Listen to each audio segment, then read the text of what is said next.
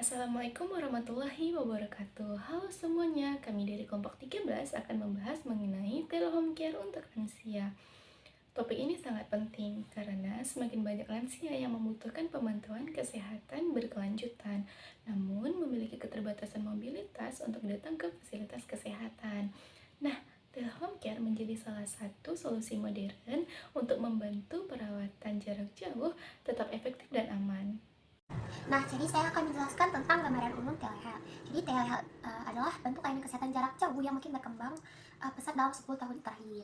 Menurut WHO, telehealth mencakup penggunaan teknologi informasi dan komunikasi untuk memberikan layanan kesehatan, melakukan diagnosis, pemberian pengobatan hingga aktivitas pencegahan penyakit tanpa harus bertatap muka langsung.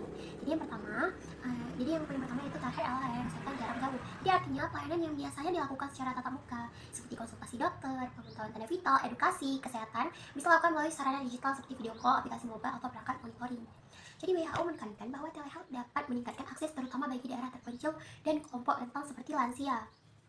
Lalu pada poin nomor 2, menggunakan teknologi komunikasi untuk diagnosis, pengobatan, dan pencegahan. Nah, jadi telehealth memanfaatkan berbagai teknologi seperti video konferensi untuk konsultasi dokter, perawat, lalu aplikasi kesehatan untuk mencatat gejala dan obat, alat monitoring jarak jauh seperti tensimeter digital, glukometer, oximeter yang otomatis mengirim data, sistem SMS, atau pengingat digital untuk edukasi. Teknologi ini membantu tenaga kesehatan mengambil keputusan yang lebih cepat dan akurat berdasarkan data real time. Gambaran umum selanjutnya adalah mendukung penelitian serta evaluasi kesehatan. Karena semua data terekam jelas secara otomatis dan secara elektronik, maka telehealth menjadi sumber data yang besar yang sangatlah berguna. Adapun manfaatnya, yang pertama untuk melihat tren penyakit pada pasien, yang kedua untuk mengidentifikasi efektivitas intervensi yang akan dilakukan selanjutnya, dan yang ketiga untuk meningkatkan pelayanan kesehatan, dan yang keempat untuk menyusun kebijakan berdasarkan bukti atau evidence base. Bagi lansia, data yang terekam secara otomatis ini sangatlah berguna untuk mengidentifikasi apakah adanya perubahan kondisi yang terjadi sejak ini.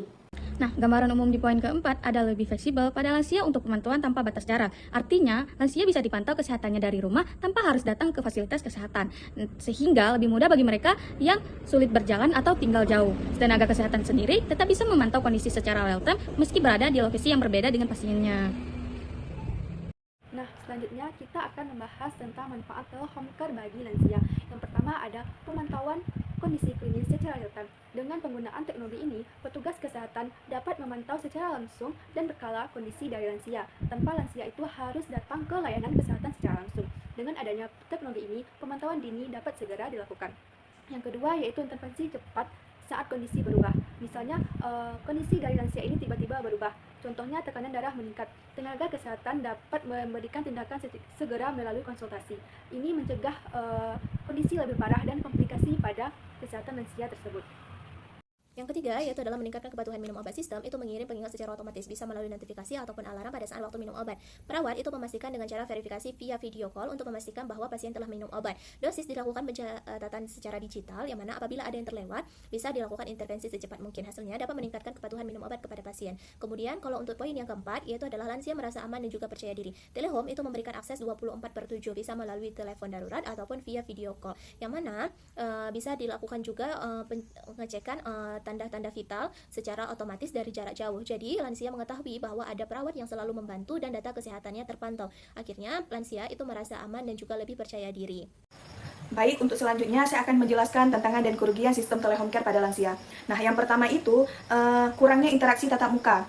Karena layanannya dari jarak jauh, jadi tenaga kesehatan itu tidak bisa memastikan kondisi fisik pasien secara lengkap. Akibatnya beberapa penyakit yang biasanya terlihat saat bertemu, jadinya terlewatkan. Nah, kemudian yang kedua itu, lansia perlu kemampuan teknis dalam menggunakan teknologi. Kenapa perlu? Karena banyak kita lihat lansia tidak dapat menggunakan smartphone, aplikasi, maupun alat-alat kesehatan digital.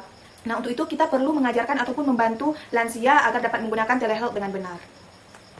Selanjutnya, tantangan dan kerugian dalam manfaat telehome care bagi lansia yang bagian 3, yaitu ketergantungan caregiver dan juga terdapat terkendala pada daerah terpencil. Jadi, sistem telehome care untuk lansia ini sangat susah dan terkendala untuk bagi daerah-daerah yang terpencil karena area komunikasinya itu sangat sulit untuk dijangkau karena takutnya itu adanya terkendala dalam sinyal dan juga jaringan.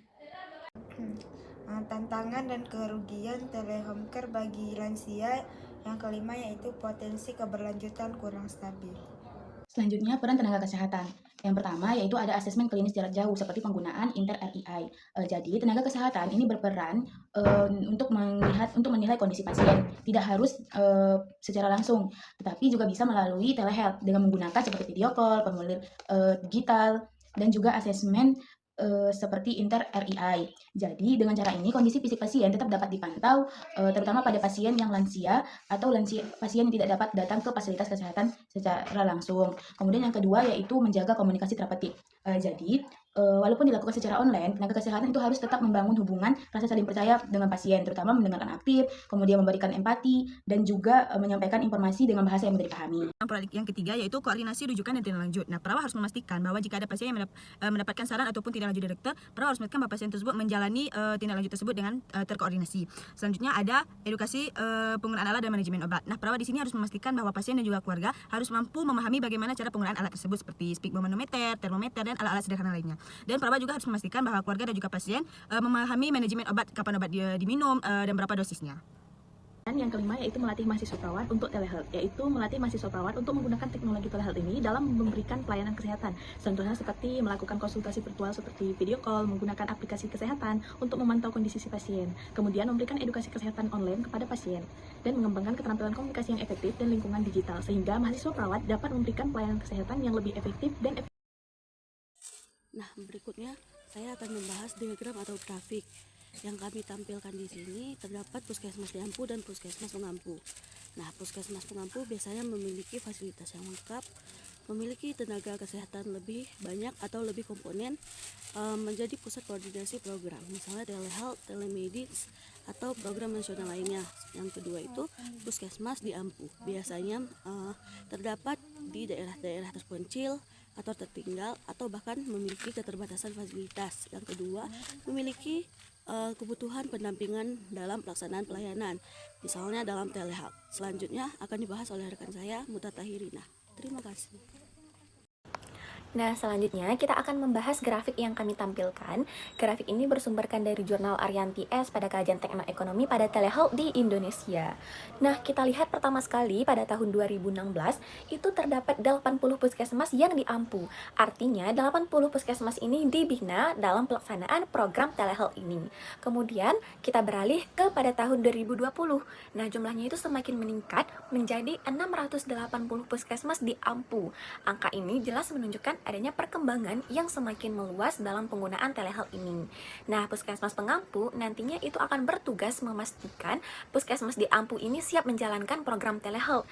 Dia akan memfasilitasi dalam segi listrik, jaringan, dan juga sumber daya manusia. Kesimpulan telehome care untuk lansia. Telehealth efektif untuk meningkatkan kualitas hidup lansia, meningkatkan kesehatan psikologis, dan juga meningkatkan kemandirian pada lansia. Lansia dapat mengakses layanan kesehatan secara mandiri dari rumah atau dari mana saja, tidak harus langsung mendatangi tempat layanan kesehatan tertentu. Dan juga telehealth dapat mengurangi kecemasan, stres yang berlebihan, dan juga depresi untuk lansia. Nah, selain itu, telehealth juga sangat bermanfaat dalam pemantauan kesehatan jarak jauh, sehingga kondisi lansia bisa terpantau lebih aman dan konsisten. Teknologi ini juga meningkatkan kepatuhan pengobatan, dikarenakan lansia bisa lebih mudah melakukan kontrol dan konsultasi. Dan yang tidak kalah penting, telehealth juga membantu mengurangi biaya serta kebutuhan rawat inap, terutama bagi lansia yang memiliki keterbatasan mobilitas. Jadi, secara keseluruhan, telehealth memberikan dampak positif yang sangat besar bagi lansia, baik dari segi kesehatan, kemandirian, maupun efisiensi biaya.